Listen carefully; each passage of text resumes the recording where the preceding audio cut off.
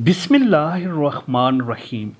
दुनिया में औरत ज़ात को वो मकाम क्यों नहीं मिल सकता जिसकी वो हकदार है।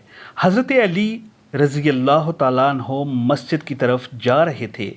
आपने देखा एक शख्स अपनी बीवी पर गुस्सा कर रहा था, उसका मजाक उड़ा रहा था, उसे गालियाँ गालियाँ दे रहा था।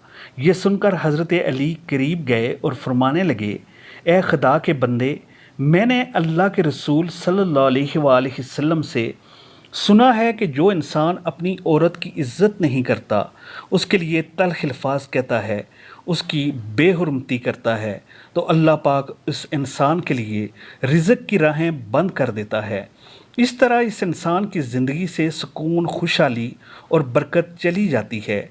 याद रखना, औरत को गाली देना ऐसा है जैसे कोई इंसान अपने रिज़्क़ ठुकरा दे, अपनी बरकत और खुशहाली को ठुकरा दे।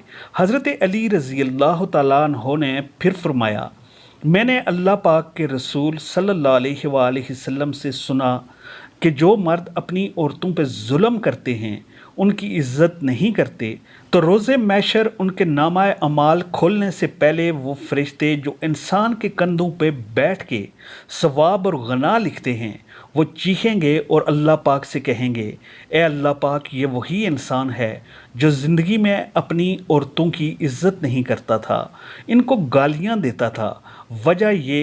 इस वजह से ये ज़िंदगी में भी परेशान रहता था और आखिरत में भी इसी हाल में पहुंचा है।